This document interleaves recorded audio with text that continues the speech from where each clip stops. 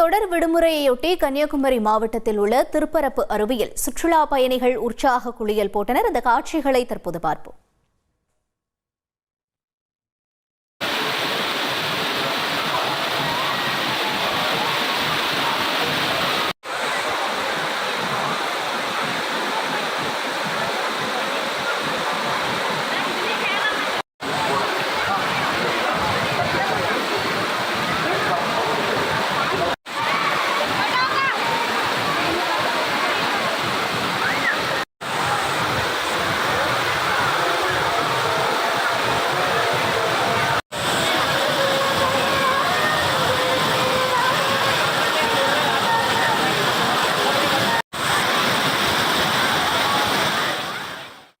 விவரங்களை எமது செய்தியாளர் சிவக்குமார் வழங்கிட கேட்போம். சிவக்குமார், வணக்கம். இங்க சுற்றுலா பயணிகளுடைய வருகை எந்த அளவிற்கு இருக்கிறது, மேலும் அவர்களுடைய பாதுகாப்பு என்பது உறுதி செய்யப்பட்டிருக்கா, என்ன சூழல்?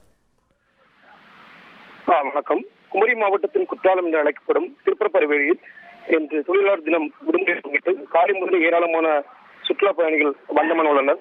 தற்போது குமரி மாவட்டத்தில் கடந்த சில தினங்களாக அவ்வப்போது மலையோர பகுதிகளில் மழை பெய்து வருவதனால் கோதையாற்றில் தண்ணீர் வரத்தானது மிக அதிகமாக காணப்படுகிறது. இதனால் திருப்பரப்பு அருவிகள் தண்ணீரானது ஆர்ப்பரித்துக் கொட்டுகிறது.